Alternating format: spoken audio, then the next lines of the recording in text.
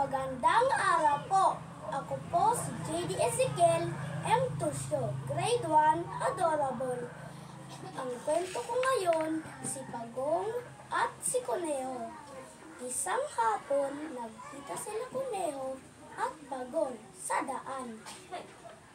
Biniro ni Kuneho si Pagong dahil sa maliliit niyang mga paa. Naisulto si Pagong. Hinamon niya si Kuneho sa isang paligsahan. Kung gusto mong subukin ng ating panahon, bakit hindi natin daanin ng paligsahan? Maaaring mabilis ka, ngunit malakas naman ang aking resistensya. Anong paligsahan ang alam mo? Tanong ni Kuneho. Kung gusto mong mag-unahan tayo makarating doon sa tuktok ng bundok. Sagot ni Pagong. Natuwa si Kuneho sa hamon ni Pagong. Tiwala na matatalo si Pagong sa paligsahan. Isa sa kanila, saksihan ang paligsahan. Umagang umaga, marami ang dumalo para saksihan ang paligsahan. Dumating si kalabaw, si kabayo, si oso, si pusa at si aso at marami pang iba.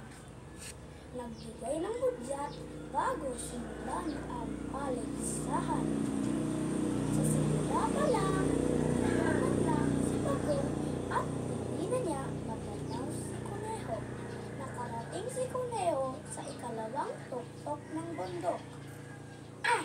Buti magpahinga muna ako. Malayo pa naman si Pagong. Naupo si Kuneho at mayroon ding nakatulog. Samantala, nakarating si Pagong sa ikalawang tuktok ng bundok. Nakita niya doon si Kuneho na mahimbing nakatulog. Sa wakas, nakita na niya ang ikatlong tuktok ng bundok at malapit na siya. Samantala, nagising si Kuneho at naalala ang paligsahan.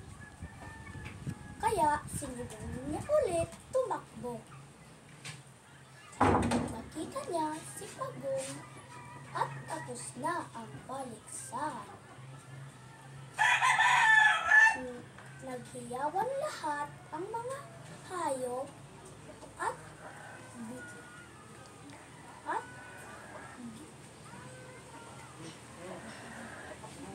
binati si Pagong.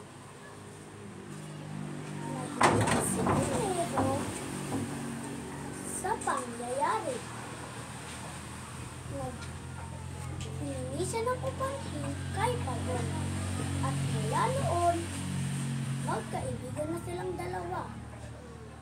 Natutunan nila na huwag maliitin sa kanilang kapwa. Kung ang aking kwento,